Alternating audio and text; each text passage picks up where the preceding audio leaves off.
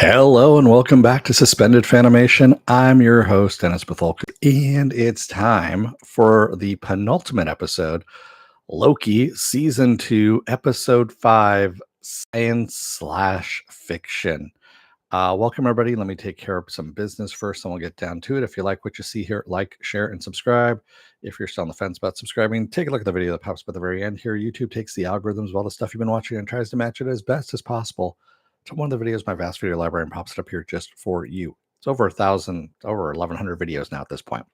If you like what you see there, please hit that subscribe button down below there. And if you can, hit that like button, the share button as well.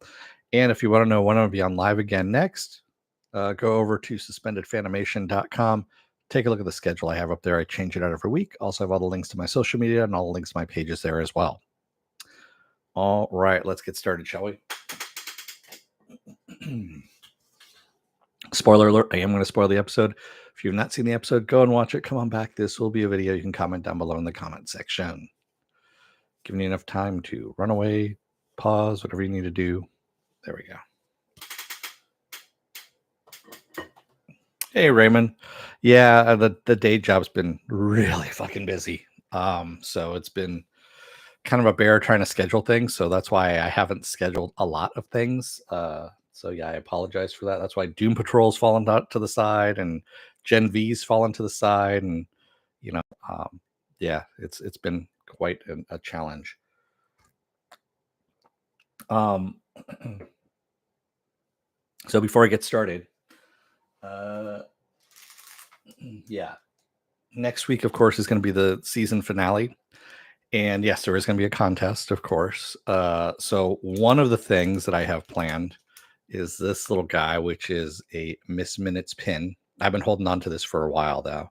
That's going to be one of the prizes, and her arms move and all that kind of stuff. I don't know if this is a limited edition. This is a limited edition pin.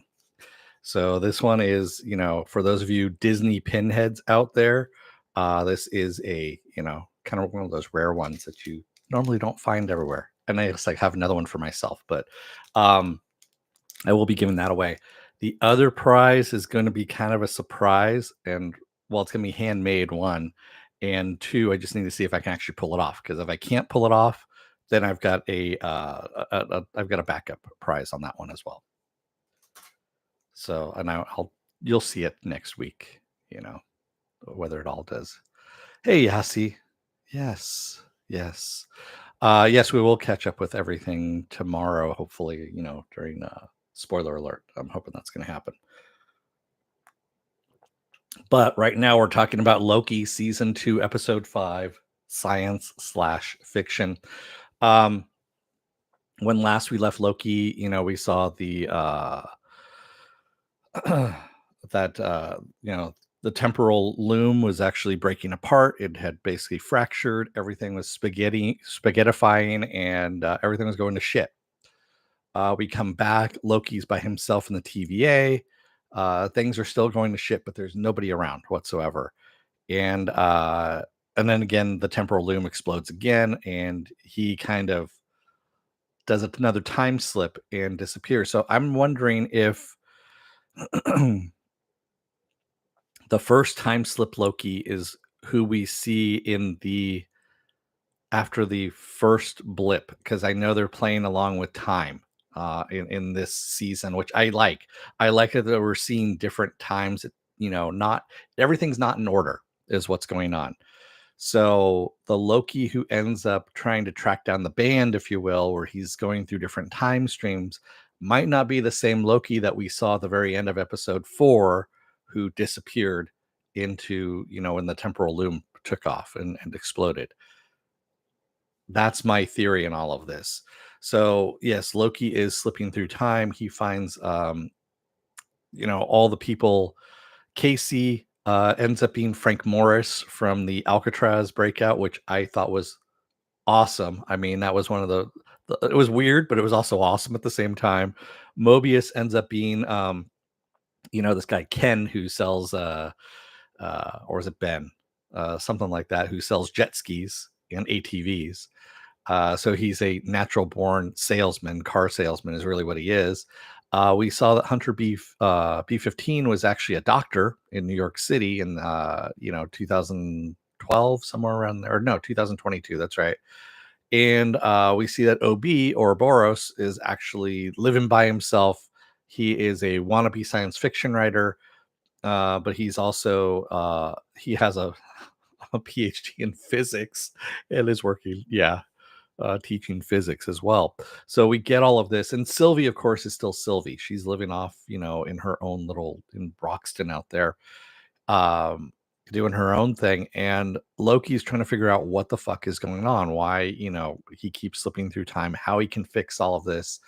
Um, he does have the TVA manual with him. He, grabs it before he time slips out again, gives it to OB to build a temporal pad, and he's got, OB is able to build the temporal pad, and OB comes up with a theory that Loki can actually control the time slippage, that he's just not aware of how to do it yet, and once he can get the entire group back together again, all their temporal auras, all their individual temporal auras, will allow him to get back to the TVA to help with the temporal loom and fixing that. So that whole thing um is very comic booky. It's so comic booky, but at the same time, I'm fairly sure that about 95% of the people who don't read comic books and just are watching this show because they like Tom Hiddleston and all that stuff checked out in all of this. And I can see why. I mean, I know that this season was down in viewership, like 38% is what they were saying when it first started. So who knows? We'll see what that's going on. Yasi says, "I love the 'We are gods' line." Yeah, own it. Yeah, exactly. We are gods. I know exactly. Raymond says this episode makes me want an Ouroboros spinoff. Yes, to see what Ouroboros. I'm sure there's more to him than what we're seeing here. And Raymond also says, "Is it just me or Sylvie's plot line kind of at a standstill?" Um, I'm going to say something that's going to be kind of unpopular. I think Sylvie's going to sacrifice herself in order for the temporal loom to be fixed. I know we see, if you watch the trailer, we see Loki at one point being out on the walkway without a suit by the temporal loom. But I think Sylvie's going to be the one that actually sacrifices herself in order to save the timeline, and also just to kind of get get rid of all the uncertainty in her life. And I think that's what it is. It's just the all the uncertainty. She's basically committing suicide is really what it is at that point. So I'm thinking that's how she's going to go out. And I think that's the reason why her whole thing was just to get back. Well, she killed He Who Remains, and as a result of this, fucked up the timeline completely. So yeah, that's and she's gonna fix it, is what's gonna happen. Um, and again, this, I mean, it's a 6 episode arc here. And I know this is the last one that they're going to shoot as like I take that back. Echo is going to be the last one they shot as a Marvel movie, if you will. And by the way, Echo, they just announced, is going to be, all the episodes are going to drop January 10th. They're just going to drop them all. Which is kind of surprising, but also not, considering what's going on at Disney Marvel over there. So yeah. Yasi says sacrifice was not the big ending meant. I like her too, right, Yasi. I really do, but I think that's what's going to happen. And I think the sacrifice is not going to be in vain. I think she's going to be reconstituted somehow, but we'll see what happens. How did you like Morbius's background? It was fitting, quite honestly, Raymond. It really was fitting for him.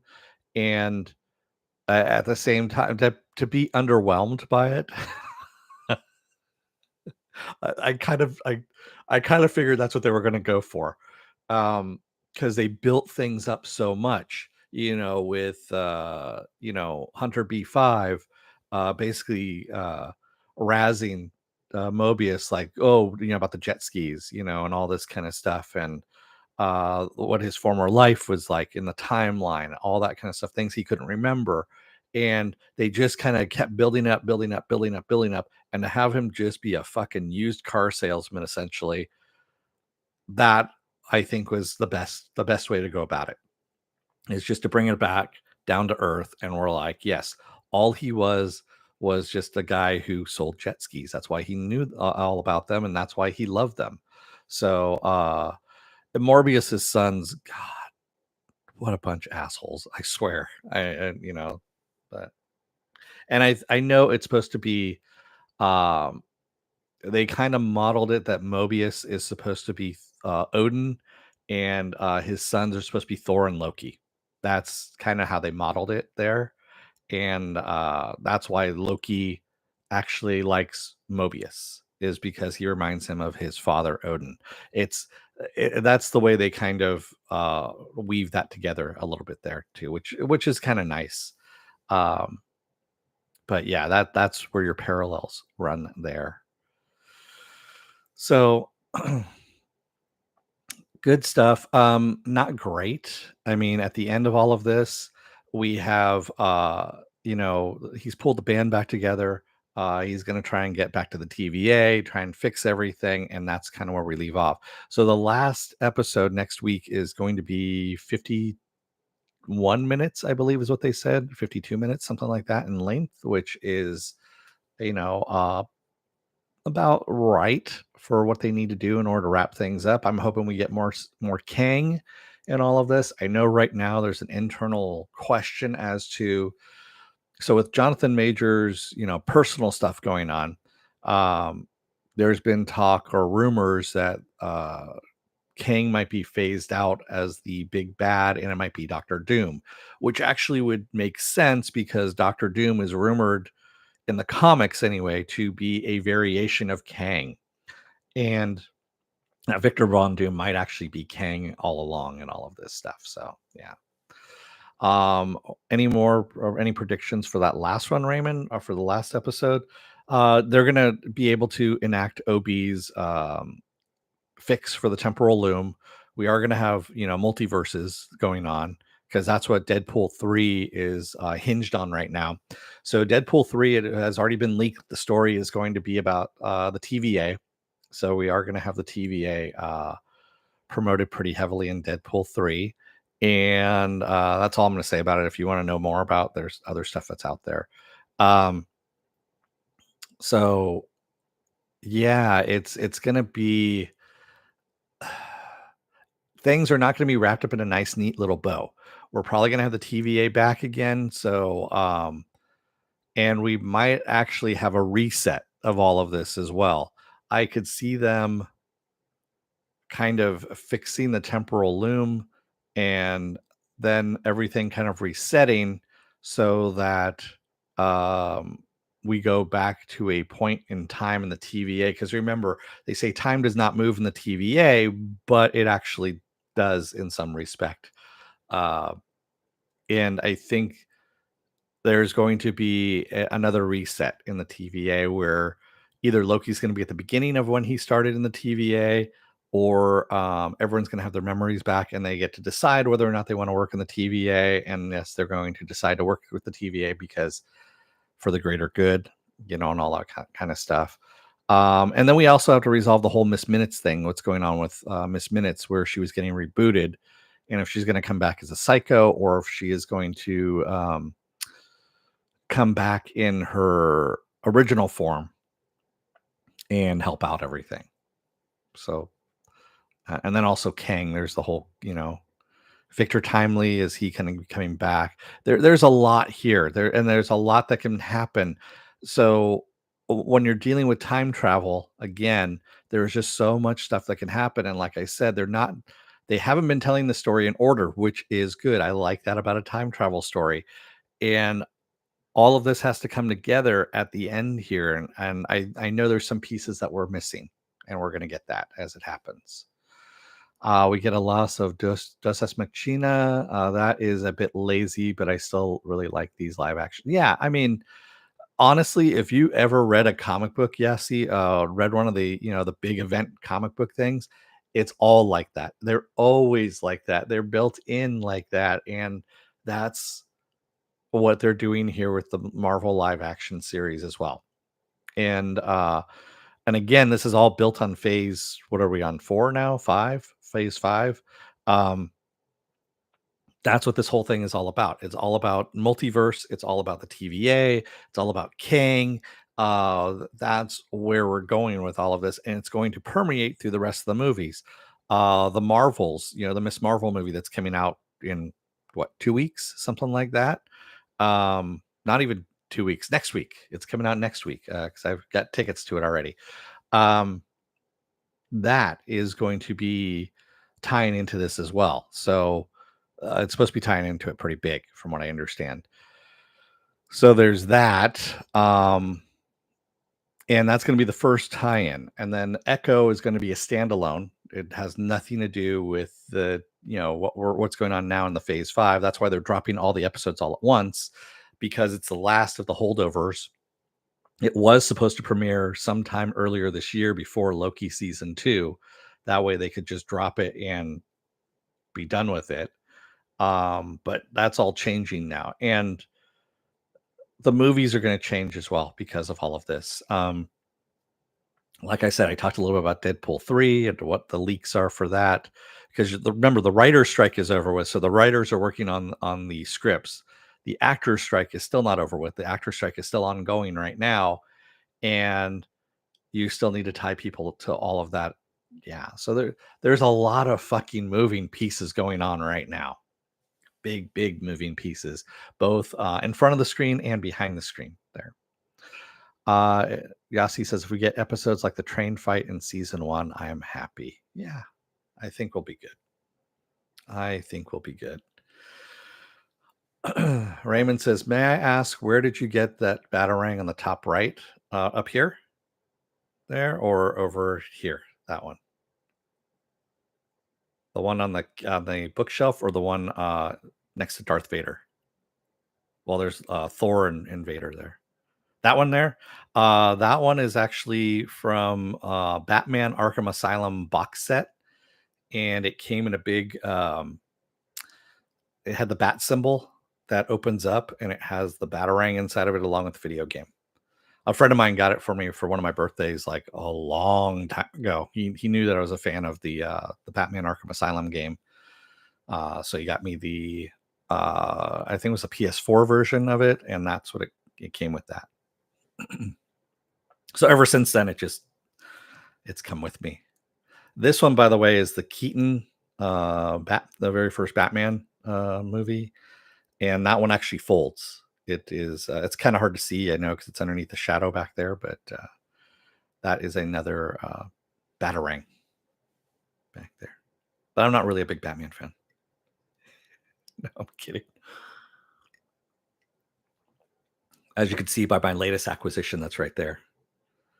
McFarlane Toys made a Batman robot from Batman 66. Yeah, you're welcome, Raymond. So yeah, that's pretty much it for the episode. What else do I have going on? Well, fairly soon here, probably about 11:15, I think is what I'm going to end up doing. I'm going to talk about Invincible season 2 episode 1, because that's dropped already as well. So at 11:15ish, I'm going to do that. So if you haven't watched it, go and watch it, and then you can come on back. Because yeah, it's been what, 2 years now since Invincible season 1 dropped. So now we've got season 2 out. And yes, it already had been greenlit for a season 3 as well. It did huge numbers at Amazon. So yeah, they're definitely going to be following that. And then tomorrow I'm going to be doing a spoiler alert, where basically, as long as it's out in the general public, there's no sneak previews or anything like that, we can talk about it.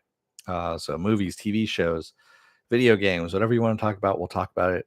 I might not have played it or seen it at some point in time, but that's fine. We can talk about stuff. And also pretty much, general media news, all that kind of stuff that's going on. Because there's been a lot of stuff that's happened, and a lot of stuff that's been announced and released and all of that. I mean, Yeah, Apple's got their Monarch, the Legacy of Monsters series that's happening. It's still not enough for me to actually pay for a subscription for them. Um, Godzilla minus one, you know, speaking along those lines, the trailer was released for that. That looks actually really cool. And there's some other stuff that's there too. Yasi says actor strike might continue for 100 more days. No more awards, so we better be happy with what we get. Even Secret Invasion. I don't think it's going to last 100 more days. Yasi, is it going to last through? I think it will last through the holidays, which won't be. Yeah, it'll last for probably another 60 days, is what I'm thinking, somewhere around there. And I think near the beginning, after the beginning of the year, there is going to be an agreement that comes about from it. Yeah, the studios are trying to play hardball, and yeah, it's really stupid. I mean, honestly, it's a small percentage that the actors are asking for, and also they're asking for not having their likenesses ripped off and used for shit. Which, by the way, it's really funny. There is a animated series on Netflix right now called Captain Laserhawk, and it's based on an old video game. And there's a character Rayman, which is another old character from video games and all that kind of stuff. And Rayman is like a media figurehead for this group called the uh, God the board is what they're called. And he quits at one point, and he says, you'll need me during the next live broadcast." And what they've done, they've just taken his image and they've animated it. They've done a CGI representation and just used him. I thought it was pretty damn funny and fairly timely at the same time. Yasi says, "I wish Tim Burton would make another Batman." I don't. I've seen Tim Burton's movies, the last movies that he's done, and they're bad. Yeah, I honestly am just not a fan of his work anymore. He's just not a good director anymore. He really isn't. He's got great ideas and stuff like that. I'm happy for him producing stuff, but I don't want him directing anything ever again. Yeah. I think the last thing I saw him do was the Alice in Wonderland, the second one. Oh God, that was fucking horrible. So yeah. Oh yeah, that's right. He's supposed to be doing Beetlejuice too. That's right. I forgot about that. That's gonna be a shit show. Speaking about, bringing back stuff for nostalgia's sake is not cool. I mean, it really isn't. And then just killing it is what you're doing by making a sequel. What is it, 40 years after the fact? Just doesn't work. Unless you have a really fucking good story. I mean, a really, really, really fucking good story, which I haven't seen as of yet for anything nostalgia related that's gotten a sequel, after, 30 some odd years. Then don't do it. That's all I'm saying. Just remake it if you want to remake it again and do it that way. And that way we can, those of us who saw the original can shit all over it again. Thanks, Yasi. Yeah, this is my here, I'll stand up a little bit. There you go. Yeah, I actually got this from Funko, one of my Funko boxes. Funko actually through Amazon, and I'm not getting paid for this, by the way, releases, or they have sets. So you can do they used to have the DC Legion of Collectors is what they called it, set, where you got a box every other month that had 2 pops in it, a pin, a sticker, and then they threw something else in. There'd be something else like a shirt or a scarf or something else that was kind of random. And it was like $35, something like that. They also have a Marvel one, which I'm still subscribed to. And, I get stuff every now and then from that. That's actually what a lot of this stuff is from. If you see why I have a whole bunch of pops around me, it's mainly because of that.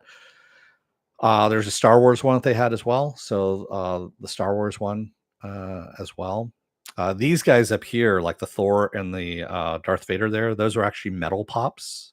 So, and those were, special editions that they were putting out. So that one's actually a chase variant Darth Vader one, which is not the painted black one, but yeah. And then that's the regular Thor one. Yeah, I got a whole bunch of weird shit behind me. So, I mean, like all of this stuff here, the Black Series that I have here, that's actually the armorer that's signed by Emily Swallow, who plays the armorer on The Mandalorian. So, actually, a buddy, same buddy who got this for me, got that for me for my last birthday because she happened to be here in town. She actually is going to be back in town again in San Francisco. There's going to be this huge, crazy event. It's called Fan Expo, and normally it's shitty, right? It was pretty shitty last year. I bought the 3-day package against better judgment, and then I was just like, fuck.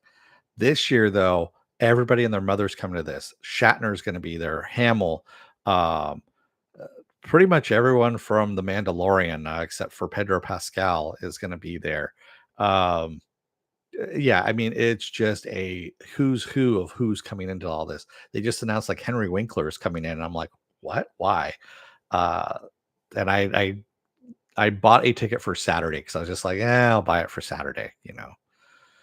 Um, uh, the remote control robots just don't really do it for me, and honestly, I just don't have time to sit there and play with them. That's the only reason why I don't buy those kind of things, just because, if you have a remote control robot, you want to use it, right? Nothing Star Wars on the way. There is, I know we have Skeleton Crew supposed to be coming soon. Um, Acolyte, I know, is coming. Um, what else is there? I know there's other Star Wars stuff that's coming out. Uh, there was something that was announced that's going to be coming out in December. I want to say it's Star Wars related, but I doubt it. My brain is kind of on the Swiss cheese side, quite honestly, on all of that. And from what I heard, it was a rumor. That's why I didn't post anything on that one. But yeah, we'll see what happens.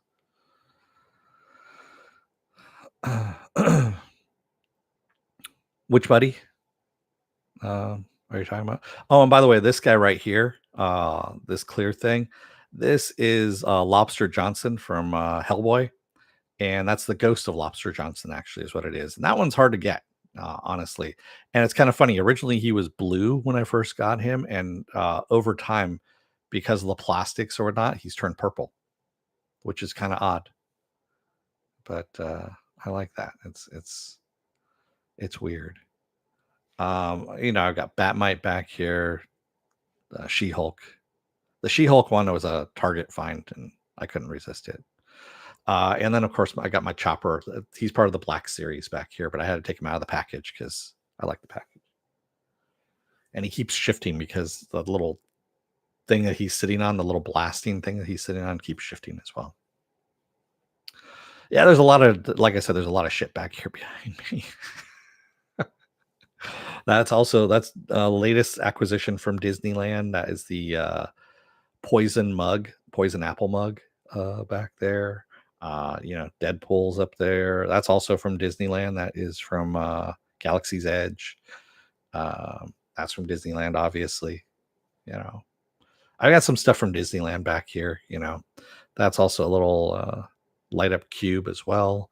Right next to the Lobster Johnson right there. That's actually from Disneyland. Since I can reach it. It's a little vial of poison that lights up.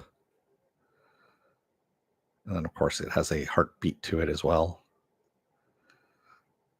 This one was a fucking bitch to get, quite honestly.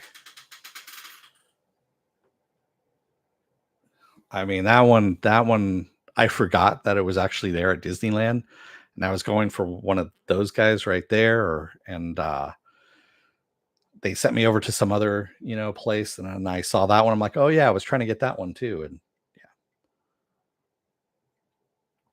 I should do a whole stream on my background.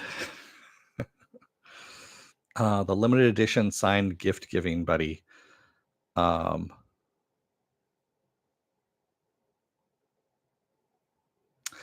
You think I should just do a whole thing on just the back? I mean, there's a lot of like weird shit back here.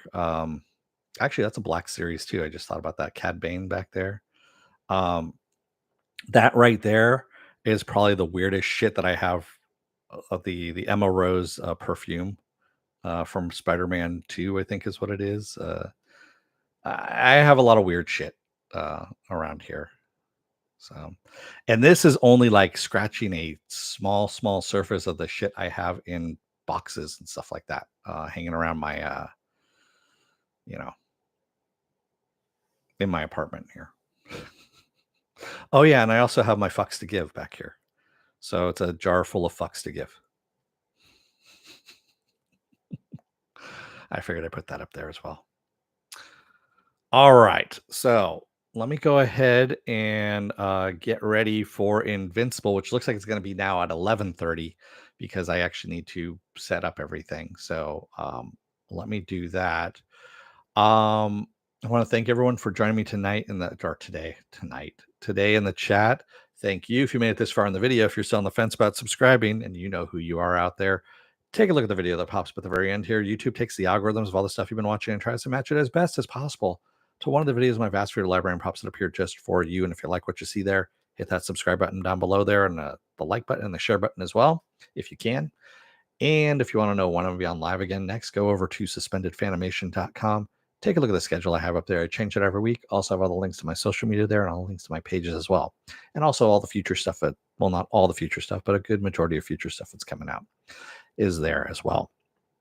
Thank you, everybody. I will see you again at 11:30 for Invincible Season 2, Episode 1.